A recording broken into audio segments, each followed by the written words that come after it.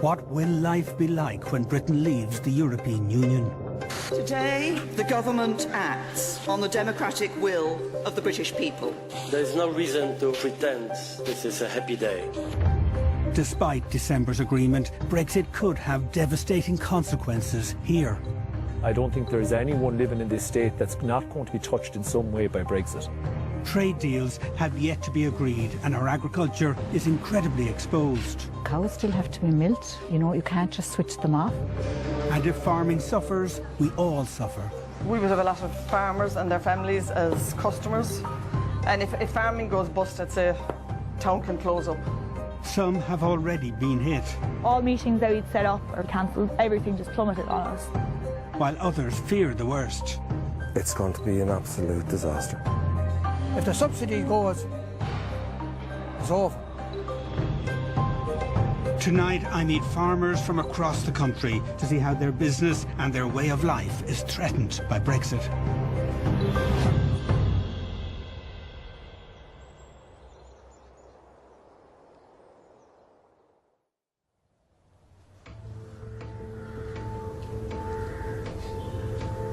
Although the Brexit agreement in December appeared to promise a frictionless border with Northern Ireland, delivering that is still going to be enormously challenging.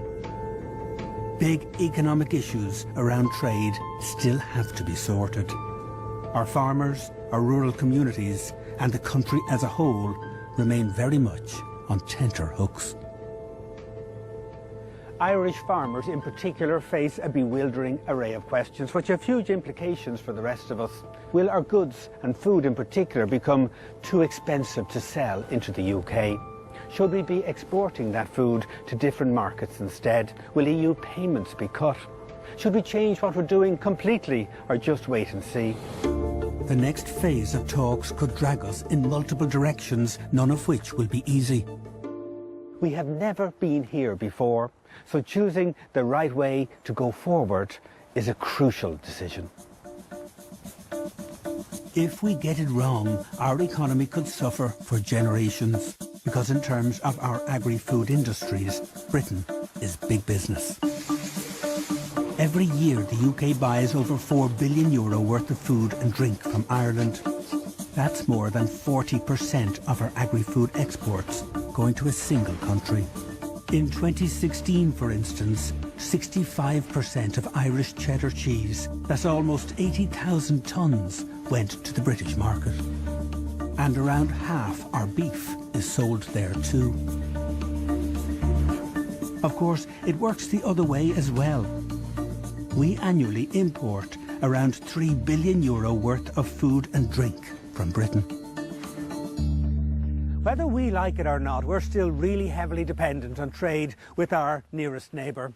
But precisely how Brexit is going to impact on that trade, really nobody quite knows, because all of the talk about trade deals and agreements and tariffs, that still has to be worked out. But in the meantime, the clock is ticking, time is running out, and Brexit is having a definite impact on the ground. Among the first to feel the impact was Matt Foley. Delighted to meet you. Welcome here to North County Dublin. Matt's tomato growing business in Rush, County Dublin is one of the oldest in Ireland.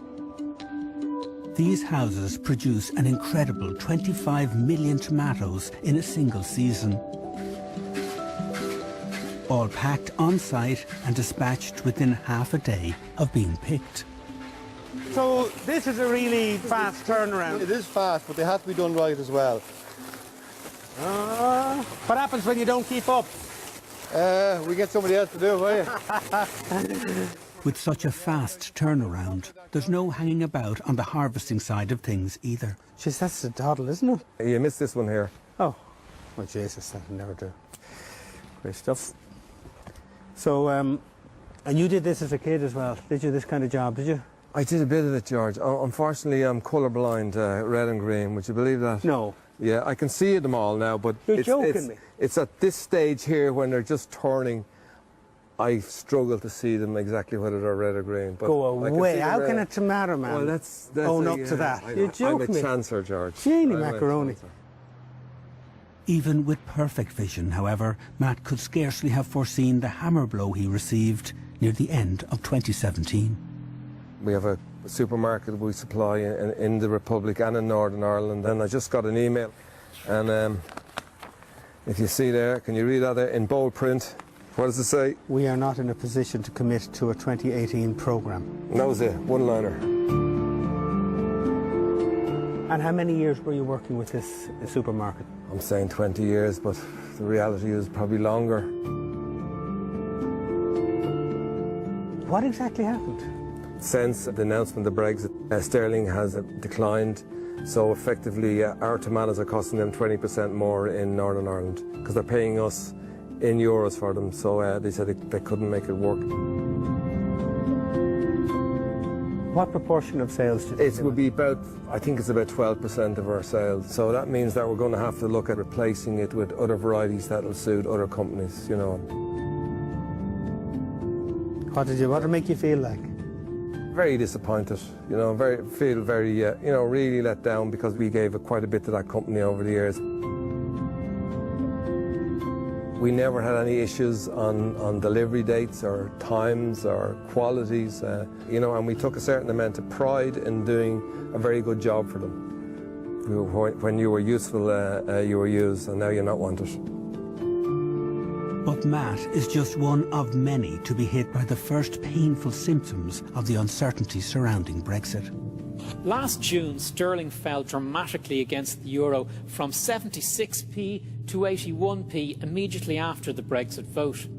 You know, since that Brexit referendum, the collapse in the value of sterling from any business's point of view, it has been huge. It means that for those who are reliant on selling goods into the UK, they're most likely taking home an awful lot less money, or else they're selling an awful lot less. But either way, it's been bad news. The small town of Elphin in County Roscommon is probably best known for its most famous landmark, a working windmill dating back to the 1700s. However, since way before then, Elphin's primary role has been as a busy market town. And with Enniskillen only about an hour's drive away, the local traders here are well used to hearing accents from both sides of the border. That's certainly been the tradition at Elphin's Livestock Mart, which has been serving farmers far and wide since 1961. Our mart here in Elphin depended down through the years on a northern trade. Up to 40% of our cattle were going north. Today, however, there's a distinct lack of Northern Irish accents to be heard here. One time you'd land in here to the car park and you'd see 10 or 12, 15 northern cars at least. Today I see one out there. So it's well down? Well down, yeah. There's very little northern men coming to the marts all over the west of Ireland at the moment. The problem here again is the drop in the value of sterling, a direct result of the UK's decision to leave the EU.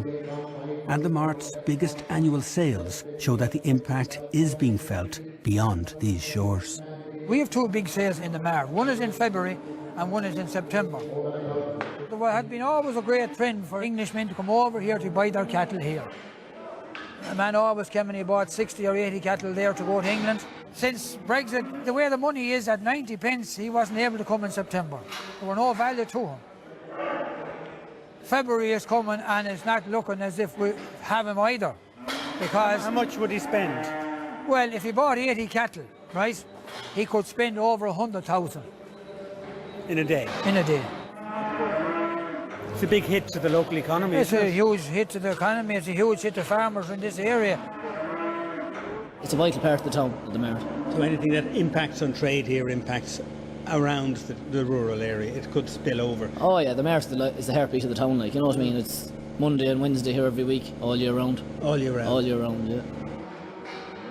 On big days here, we would have up to 30 people working between inside and outside, and there's wages paid to them every week, and if that wasn't here, it's a huge loss for them to be able to spend back their money, turn around, go to the shops, go to the pubs, keep the whole thing going. It's vital to the town. We have no other business in the town with 30 people working. Would you worry about the paperwork that could be involved if the UK pulls out of the customs union? For an operator of a mart, that might be a bit of a conundrum, a bureaucratic mess, wouldn't it? It was always hard enough. When I started here, the border was there. The border disappeared then, and thank God it's free flow at the moment.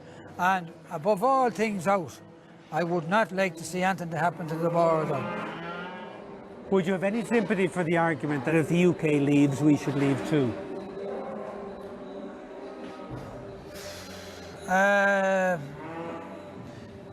We're dependent totally on subsidies at the moment to stay in the west of Ireland farming. If the subsidy goes, it's over. Jerry has touched on an important point. Brexit poses a serious threat to those vital EU subsidies. When it leaves, the UK will withdraw its contribution to the EU's agricultural budget, called the Common Agricultural Policy, or CAP. Britain is one of the biggest contributors to this, providing net more than €8 billion per year. Every year, Irish farmers get about €1.5 billion in subsidies, farm payments and other supports from Europe. Without that money, about 3/4 of them just wouldn't survive. They wouldn't be viable. So what is going to happen when the UK's contribution disappears and the amount of EU money available to Irish farmers falls substantially? These rugged hills in Connemara are among Ireland's most breathtakingly beautiful landscapes. But for hill farmers, trying to eke out a living from this remote and barren terrain is a tough business. The climate is harsh, the growing season is short, and the soil is relatively poor. Hill farming has seen an unparalleled decline here over the last 15 years. And like many farmers, those who remain depend heavily on funding from the EU to keep going.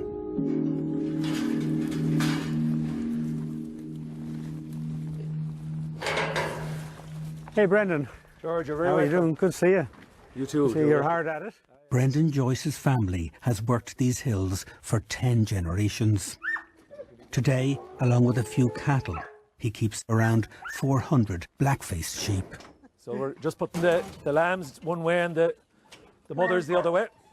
What is family life like in a place like this? I like the life. I think it's a healthy upbringing, and I'd say that would be no different from our farm to, you know, most family farms. It's ingrained into you from youngsters. Yeah. Was there many children around? Unfortunately, not as much in these areas as what there had been in the past, and that's a concern. Yeah, because I wonder, like, you think ahead, like in 20, 30 years' time when your children have grown up and you're retiring, and like, will you be here on your own? Will they be here doing what you're doing? Well, that's the million-dollar question, George. You know, they're two youngsters, they're 9 years of age at this stage, you know, and they love what they're doing. You always hope that they would have an interest in it, but that's not something that's a given anymore, you know. I hope that whatever they're at, that they're happy doing it. I wouldn't be forcing them in any way into farming, you know. It's a tough living, there's no question about that. What does that mean when you say tough living? It's tough from the point of view, and also your markets, George, because we don't have the possibility to diversify our stock type. We're limited to the type of sheep, which are very good sheep from the point of view of grazing the rough habitat we have. But in terms of economic value, it's quite low in terms of our sales prices. As Vice President of the Irish Natura and Hill Farmers Association, Brendan is acutely aware of the importance hill farmers play in maintaining this marginal land. Part of the EU CAP funding they receive is dependent on the environmental work they carry out here. Everything from mending traditional dry stone walls to safeguarding the biodiversity of plants and animals unique to these habitats. But you consider yourself an environmentalist as a farmer? I think any farmer, George, living and growing up in an area like this, through their farming activity, you know, manage the environment. There's no doubt that our farming enterprise on the hills here are leading to an environmental good and a public good. You know, it's part of what we do. But the EU support is critical for all of that, is it? Well, I mean, your father and father before him were probably doing all this stuff without EU support. So why is it important? Well, I think what you have to look at, what has changed, George, since that time. The CAP programme has become a cheap food policy for the Eurozone. That's the fact of it. It ensures people get good quality food at affordable prices? At a much lower price than what we are when we joined the EU. Now, that's completely down to the CAP programme. So can farming in general survive without the CAP here? The question then has to be asked, well, do you want high quality food produced in a very environmentally friendly way and run on family type farms, or do you want feedlots like what we're seeing getting built in Russia and other places with 40 to 60,000 head of cattle? But if Brexit results in a reduction in farm payments, because the UK money wouldn't be there, does that, in your view, and the logic that you just described, mean the death of small farming? It's going to put massive pressure, George, there's no question. I would say here that CAP is critical for hill farmers, it's critical for most type farming, but it's CAP for all of us. There is a perception that CAP is only for farmers, and that perception couldn't be further from the truth, because the spin-off is for us all, be it the environment, be it the high quality food at an affordable price. And I think that's the message, whether you're a farmer or you're a non-farmer, CAP affects you. If Brexit does lead to a reduction in CAP payments, that's a worry for us all. Especially because even with this funding, many still find it hard to make a living from agriculture.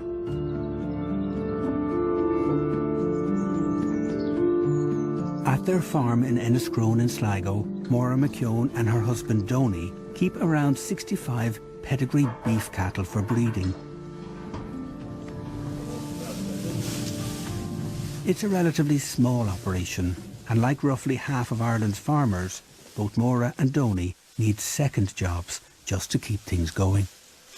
I work and I have to work.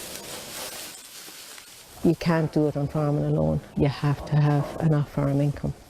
You know, there's not many other professions that have to take a second job to survive, and it's a passion, it's a love. When you see somebody that you love so passionate about what they're doing, you're going to help. You're not going to pull that away because you're going to make that person unhappy. What are we dosing them with? We're giving them cow fertility, Selcovy, copper and a bit of iodine. Donny also works off-farm, selling minerals for livestock. So tasks like dosing the cattle have to wait until the day job is done. Well, you're a natural, George. We you, could do it you here all the time. Maura and Donny have been farming together since before they were married, 35 years ago. They started out in the dairy side of things, and even back then, they found it tough. When I met Donny, I knew he was passionate about cattle. So we bought some non-pedigree shorthorns. Now we had to struggle to buy them, we had to save, and Donny was working on building a council estate of housing in Enniscrone, and we were trying to save to get married as well. So he used to come to me, give me his wages, and he'd take £5 for the week. And sometimes he'd come back with change out of the £5. That was before you were married? That was before we were married, so I have control. After years of successfully breeding dairy shorthorn cattle, Maura and Donny ran into a problem. I would have stayed in dairy, and if we had enough land to milk probably 60 cows, you know. We didn't have enough land here, we could only milk about 25, so it wasn't viable. So in 2008, they made the switch to beef cattle. We were sad when we weren't able to expand on the dairy side with the dairy shorthorn. And then we were watching the Limousin, liked the breed, and we decided then that we would get into pedigree Limousin breeding. This cow here now, she's... This one, the big one? Yeah, she's a very quiet cow, but she kind of has a mind of her own. Like, if she just wanted to do something, you know, you couldn't leave a door unlocked or anything. She'd open it. Would she? Oh, she would, yeah. There's a lot of people going to work into jobs that don't enjoy them. We enjoy what we do, but it's sad that the rewards aren't there that should be there for it. The enjoyment is creeping out of breeding cattle at the minute. Oh, really? It is, yeah. Yeah, it's gone. It's gone. 10 years' time, what are you going to do with this place? Probably sell it. The way things are going, I don't think I'll be farming after 65. Do you? No. Kind of soul destroying then if something that you love can't deliver what you... I mean, you're not asking for a lot, you want a reasonable living out of it. Where I have the problem is that we are seen as a country that is up there in food production. And it saddens me that the people that are putting in the hours, that are taking all the risks, is getting the least out of the pot. So if Britain pulling out meant a cut in the single farm payment, how would you feel about that? Again, we'd have to deal with it, but it would squeeze us even more.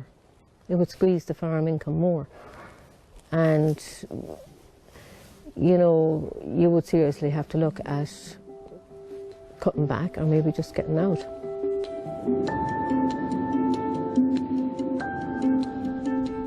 Maura and Donny say they're finding it tougher than ever.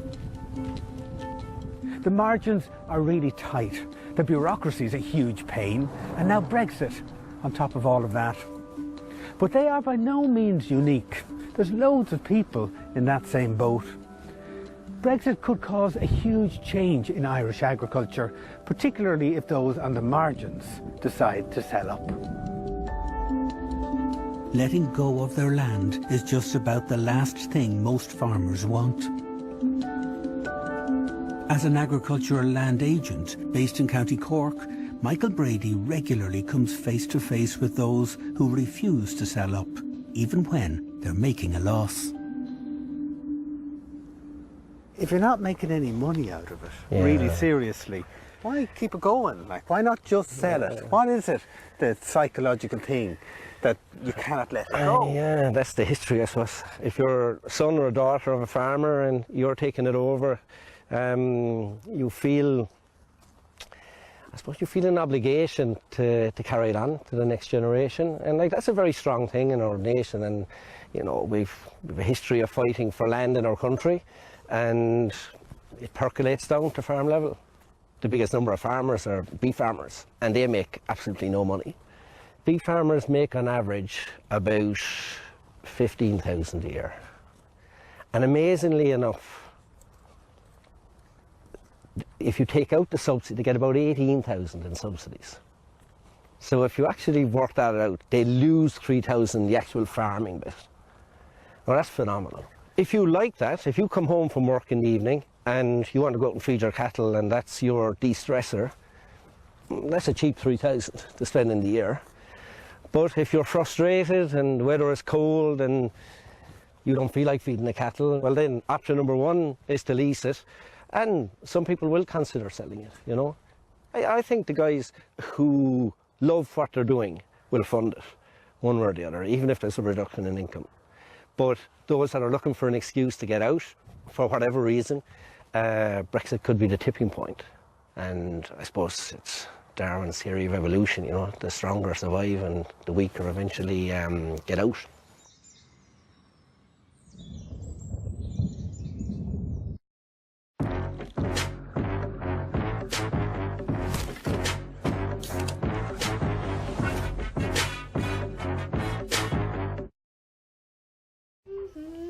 Dad, where did Bobby the goldfish go? He went to goldfish heaven. Time to get your life insurance sorted? Talk to us today to find out how you can support your family financially for €21.39 per month. VHI Life. It's life insurance made simple. Call us today or search VHI Life. Home Brewers of Ireland. Smithwick's knows your struggles. Yeah, okay. 10 of these. We've brewed through fires, floods and revolutions. But when someone tells you that's a cracking pint, it's worth all the effort. Because like yourselves, at Smithwick's, we're in it for the love of it. Well, who stole the cookie from the cookie jar? Number one stole the cookie from the cookie jar. Not me stole the cookie from the cookie jar. Kinder Pingui is the cool, yummy snack you'll enjoy straight from the fridge. With a creamy, milky filling covered in chocolate and sponge. Kinder Pingui, cool after school. In Compton, you join a gang, or you find another way to survive. My horse was headed to the slaughterhouse when I got her. I think maybe, did I save the horse, or did the horse save me? Guinness, made of more.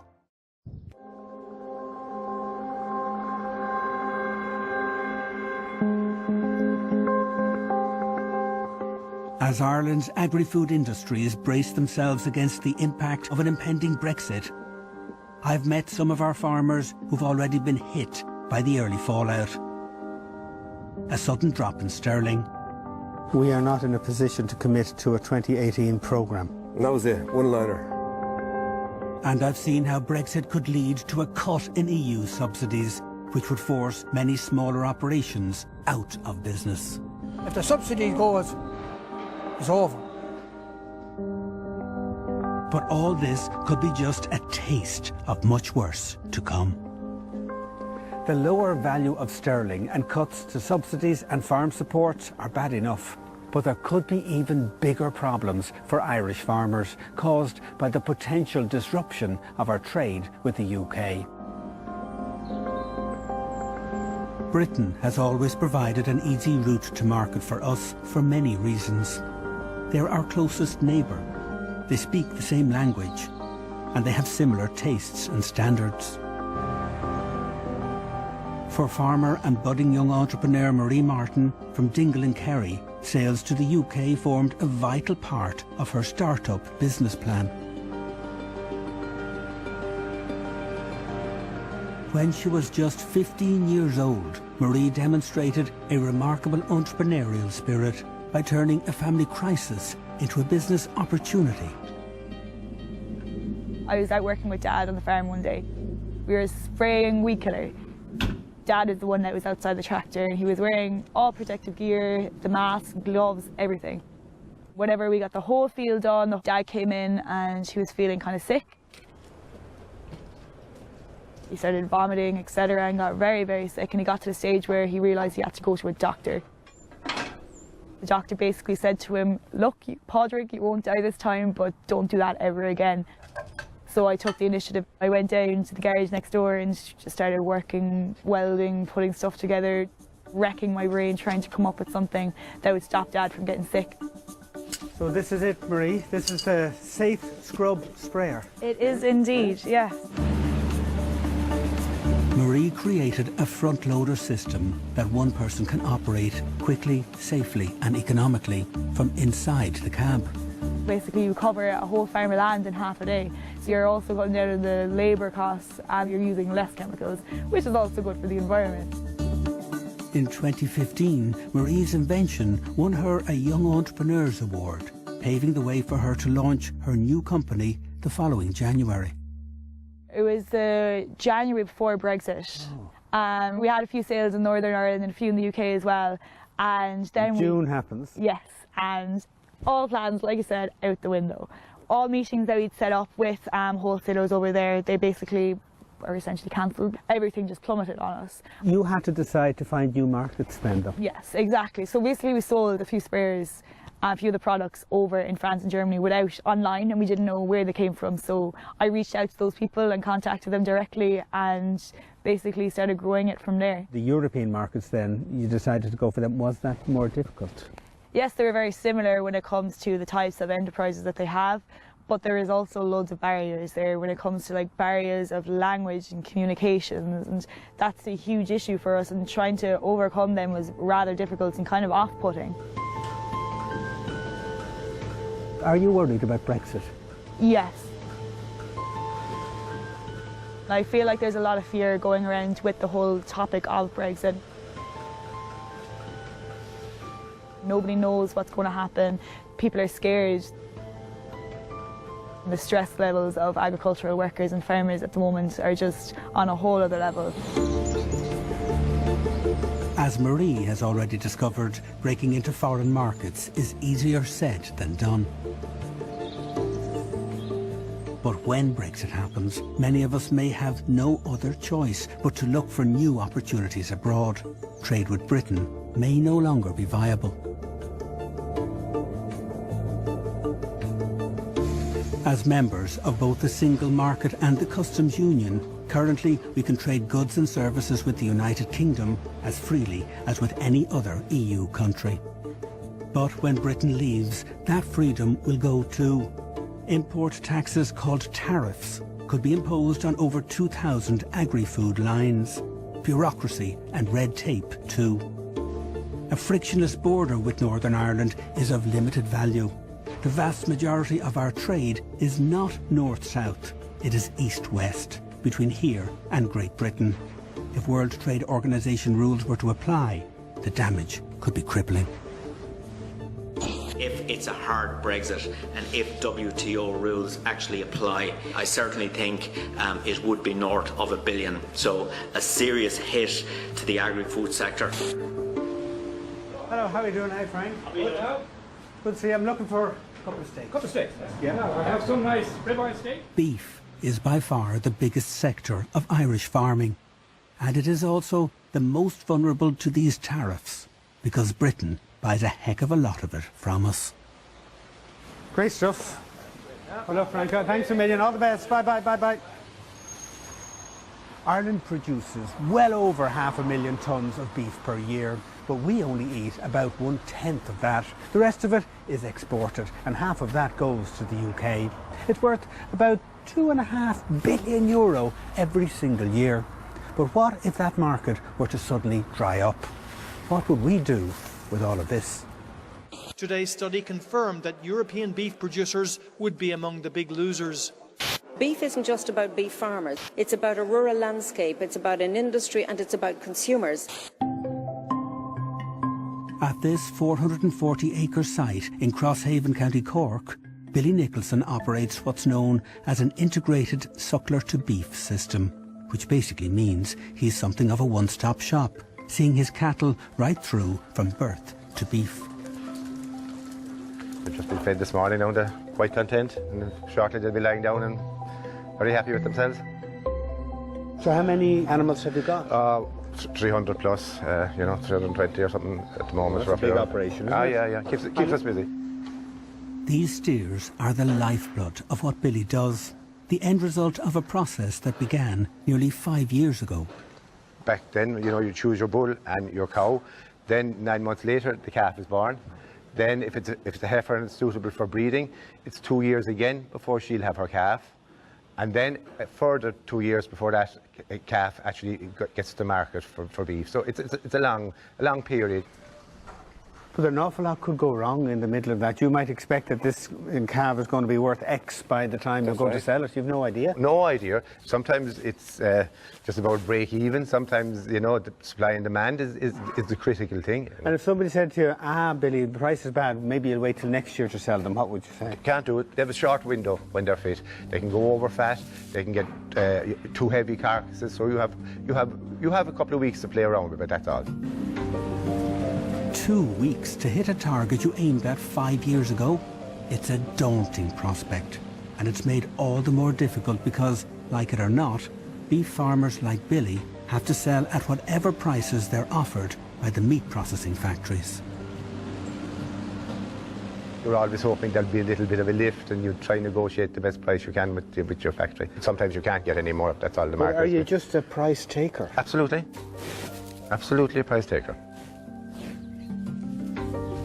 As beef farmers, we would like to have a better relationship with our beef factories. We would like to be able to get some indication of what you would be likely to get at the end of the day. There's no indication that it's a completely free market, and you never ever know. You know, when you're making a decision now about the calving, those calves are going to be sold into a market that you, of all the times in all of your career so far as a beef farmer, you do not know. There's more uncertainty about whether or not you're going to be able to sell them to the UK than ever before. Yeah. That's the big fear that I have at the moment, like they don't know, and the fear of the worst outcome, If half of our beef had no home because of tariffs and things in the morning, it would be a shocking result. I don't think, George, if you go to the supermarket, you're going to pay twice as much to buy a steak, which, if the single farm payment was gone, for us to be efficient, beef would have to double in price, Where can that beef go? We produce it to a standard that the consumers in the UK want. We have very similar tastes in Ireland and England, so we produce it to the standards that they want. That type of beef is also very saleable in Europe, but you just can't get a new market overnight. Yeah, it's a big fear, a big fear. With experts predicting a worst-case scenario of an income drop of up to 37%, Billy's fears are understandable. But for his son Niall, who is now in partnership with him, there's no question of giving up or getting out. It's something that I love. It's something that I'm passionate about. I mean, I've watched my grandfather, my father producing beef here on this farm, and I love getting up in the mornings and I love going farming. I don't think I could see myself in an office job. We're in a partnership, so there's now 2 families relying on the farm, and I suppose my family going forward will have to rely on this farm for an income. So it's essential that it works. It's essential that it puts money in my back pocket and keeps things going. What's the biggest fear you have? The biggest fear probably is tariffs, like, you know, if the worst comes to worst, that there will be tariffs put on beef. Brexit affects us big time, and we pull out with 250,000 tonnes dumped onto the European market. It's not only Ireland that's going to be affected, it's going to be all of the European market that's going to be affected, because that 250,000 tonnes that we're currently sending to the UK has to find other markets within Europe or else within the world. So it's not just the Irish farmers that are going to be affected, it's going to be the German, the French, all the Lithuanians, everyone that's farming beef in Europe is going to be affected if the UK puts in the tariffs for beef. I hope going forward that we'll be able to produce product for the UK market, as we've always done, and keep producing it, because we're neighbours to the country, so I'd like to think that we could be friendly neighbours. If large-scale, full-time beef producers like Billy and Niall are feeling particularly vulnerable to the worst effects of Brexit, then what about the other main player? Are dairy farmers feeling more confident about their prospects, especially since they've recently enjoyed a taste of the good times? The new post-milk quota era kicks off today. Farmers have spent about €1.4 billion preparing for this, so we're ready to go. In 2015, Ireland's 18,000 dairy farmers received a really good shot in the arm with the abolition of EU milk quotas. That was a system of regulation which had prevented any increase in Ireland's dairy output for over 30 years. Our guys responded immediately, and despite really volatile milk prices, the Irish dairy sector became the fastest growing in the European Union. But is all of that recent success enough to make our dairy farmers now feel that they're Brexit-proof? At her farm in Glanworth, County Cork, Mary Toomey Casey and her husband John Joe have around 250 head of beef and dairy cattle between them. He looks after the beef while she runs the dairy side of things. And come milking time, that can only mean one thing. So they're all set up, they're all ready? Yes, ready to roll now, George. Just so, like so. Make sure they're clean. Okay. Before we put on the cluster. They look good, right? Yes, so and get your cluster there. Did I take the wrong one? They're for the washing. Ah, okay. They're for the washing. To do the wash up. So, so this is a very different business to beef. Oh, yeah. Well, I suppose the difference in this and beef is you have a regular income every month. In this? In dairy. While beef farmers have no certainty over what price they get year to year, milk farmers can have more predictability through fixed prices with large dairy companies and, like Mary, through farmer-owned cooperatives. The fact that it's a cooperative, at least all the money that they're getting for our produce, be it in milk powder or cheese or butter, that is coming back to the farmer in the way of a cooperative, and we know what the processing costs are, etc. And, you know, we've control over our business as well. In fact, Mary has more control than most. She's on the committee of her local co-op. I'm involved in the co-op committees. That is hugely beneficial to me from the business perspective, because it means we can lobby the co-op as to regards to milk price and keep the pressure on to make sure that we are getting a fair return. Obviously they take our milk, but there's a service side of it as well. You know, you have a milk advisory team to help you if you have any problems. You have a huge area of backup and expertise there. Yes, perfect, thank you very much. And I mean, in fairness to the co-op, you buy your products in the springtime, your fertiliser, your feed in the springtime. You don't have to pay for it until the milk months, until the May, June, July and August, until you have cash flow from your milk. So you get an interest-free number of months, you know, and all those tools help the farm. You know, the way part of your business is beef. The beef side is very different. They're more exposed on the beef side. Absolutely, and I do think the beef farmer who's going to the factory once or twice a year is at a severe disadvantage, you know, from a price point of view. They have no protection. They have to take the price on the day. Well, you're used to uncertainty. What about Brexit? Brexit is the dark cloud that's certainly hanging over the country, not to mind just the family farm. There's little we can do initially. Cows still have to be milked. You know, you can't just switch them off. If there's tariffs on the beef or the cheese going into the UK, it's obviously going to have a knock-on effect on us because the price we're going to get for our milk is going to be greatly reduced.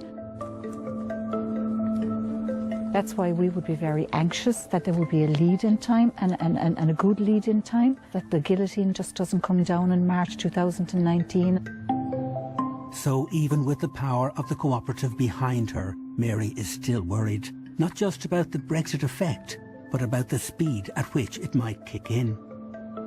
And whatever affects farmers like Mary also has a knock-on effect on rural communities, like here in Mitchelstown, just a few miles down the road. With a population of around 3,500, the town is currently thriving, and much of that success depends, in one way or another, on local agriculture.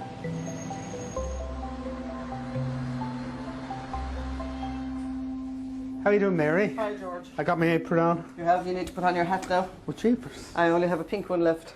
Oh, well. Am I Yeah, that's back it. there for that right way? That's Is it? Yeah. Yeah. And it's a Looking slippy. good. It's Yeah, a slippy. perfect. Yeah, yeah. Perfect. Okay. So what are we making? 2 dozen fruit scones. 2 dozen fruit scones? Yeah. So is this all local produce, this stuff? Absolutely. Now? Is it? Yeah, yeah. And is that important to you? It's vital because it's a farming community. Mitchelstown is all about food. We would have a lot of farmers and their families as customers. Because Dairygold is doing so well, we would have a lot of Dairygold business and their employees and their families. And if farming goes bust, I'd say town can close up. Like you've seen so many rural villages that are slowing down, empty businesses, lots of houses empty. We're very lucky in Mitchelstown. There's very few commercial properties not occupied in the town. And I put that all down to the importance of Dairygold and the importance of the farming community. So things are good here because agriculture is good, and Absolutely. your sales are good because agriculture is good. Absolutely. And if agriculture is bad, you feel it. Yes, and that is the problem with Brexit. But of course nobody seems to know what the effects will be yet. I have a nephew who's putting up a big shed out the country, and I would say they would be concerned. Because they've got to make a big decision and they're not sure what the future Well, they've is? started it and they're just hoping that things will turn out right. So Brexit impacts here? It will impact, without a doubt. We employ 20 people, so that's a big responsibility as well. You want to keep employing them? Absolutely. Yeah, they're local people. Some of them are farmers' daughters, farmers' sons. It's vital that they're all kept working. Kind of worrying. Well, it could if you were the type that would have sleepless nights. You haven't time for that. No, I don't, because I get up at 6 in the morning. OK, George, we'll cook these.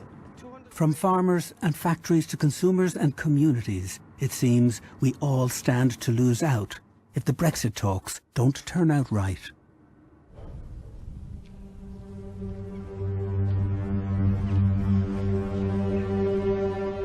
This whole journey has been quite an eye-opener for me. It was obvious, of course, that Brexit could cause some serious disruption to our agriculture. But you really have to go out and meet the farmers and the people and the communities on the ground to fully grasp just how wide-ranging the consequences might be across all the various sectors.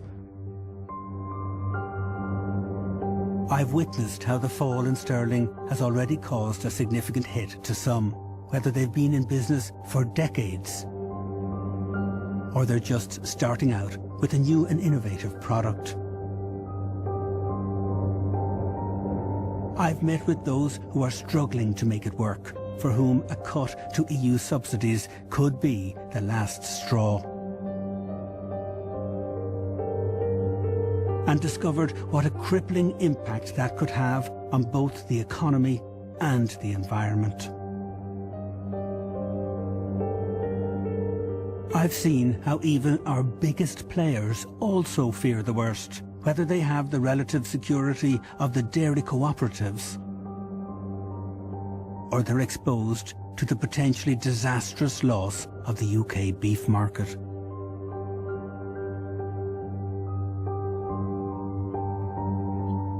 So what does the combination of all these risks mean for the future of Irish agriculture, for our rural communities, and for Ireland's economy as a whole?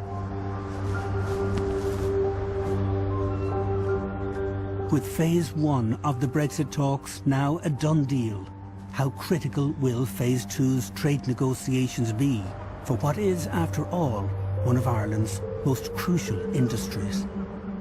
Agriculture, it's still one of our more important industries, particularly in employment terms. So we're talking about maybe 180,000 people working in both primary agriculture and in the food sector. It contributes around 8% of our overall economic activity. It employs 1 in every 10 people thereabouts. So it's critical in terms of driving the economy and driving it in areas that there may not be a lot of other economic activity, in rural towns and villages where you don't have large industry. So agriculture really is the backbone in those towns and villages. We remember the bubble, we remember the bust, we remember the Celtic Tiger, and agriculture was the one industry that stayed relatively constant through all of that. How big a challenge is Brexit? This is a big issue for Irish agriculture. There's no two ways about it, and there's no hiding from that fact either. The level of disruption that if all this went wrong is much bigger than all the challenges faced in the last number of decades combined. Brexit is not like what we experienced with the milk price drop some years ago, which was a temporary cyclical thing. Brexit will be a structural shock. We don't expect Brexit to be reversed, at least in the immediate future. Let's be very clear on it. If there's a bad Brexit, it will change significantly not only Irish farming, but the whole of rural Ireland. We heard the announcement in early December. It sounded like we were sorted. We're not. Certainly not. I think the best way of describing where we got to in December was really the start of a race, and a race that nobody really knows what the rules are, and nobody really wants to run the race either. It was certainly a great achievement by the Irish negotiators to get both the rest of the European Union and the UK to sign up to the set of principles that are in that document. But translating those principles into an agreement which satisfies apparently the UK's red lines of wanting to leave the customs union and wanting to leave the single market, and yet on the other hand its aspiration, its commitment to avoid a hard border on the island of Ireland. Many trade people would believe that is simply an impossibility. It's impossible to square that circle. So something has to give. But what will it be? I wonder, Joe, how much responsibility do you think politicians now have for the next stage of this Brexit process? I am able to verbalise the sense of responsibility that I feel is on our politicians. It's down to them to make sure that they get it right. I think the government deserve great credit for what they've achieved to date. But I think we need to be careful that we haven't burnt up all our political capital in these negotiations, that we still keep Ireland front and centre. What I think we need to do is to use this as an opportunity to maybe look at some of the broader structural challenges that face Irish agriculture and to try to find ways of providing assistance which actually also move Irish agriculture in a more sustainable direction. I mean, in a more economically sustainable direction after Brexit. I think this game is really only starting, and now we get into the serious business of trade.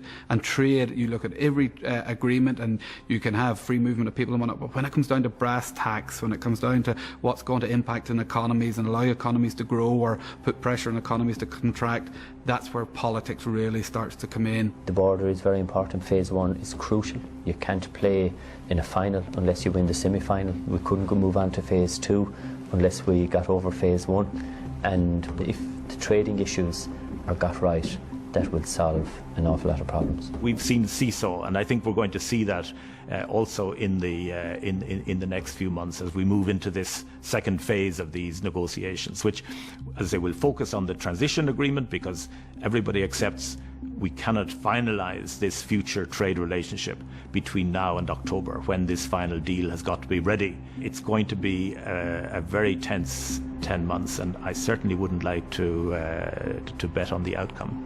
Whatever work we do needs to reduce the amount of damage and volatility that's there in the marketplace, and reduce the amount of damage that's done to the Irish economy and to the Irish agri-food sector.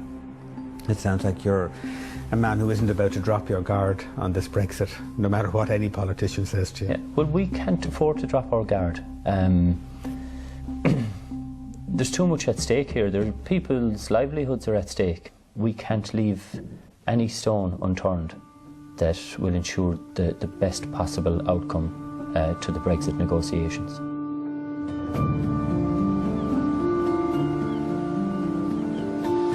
The Phase 1 deal agreed in December gives some assurance. On the north-south border, citizens' rights and the UK's divorce bill. But an agreement on a future trade deal still has to be trashed out, and this is where the real danger lies. People often compare Brexit to a cliff edge, and from where I'm standing, the implications of that analogy are clear. Britain looks set to take an historic leap into the unknown, but they are dragging us and the rest of the EU with them. Our farmers have taken us to the top of the Food Security League. They have a history of being able to adapt and compete. They're used to unforgiving weather and to fluctuating prices, and they're good at negotiating, but they are not at the negotiating table. And all they can do is to wait and to watch and to hope that politicians can get this right.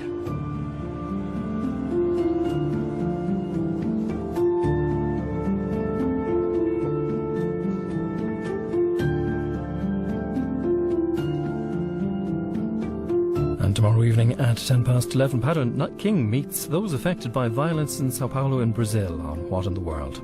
We're back to this evening, and Claire Byrne Live is next, and Claire's here in a moment to tell us more.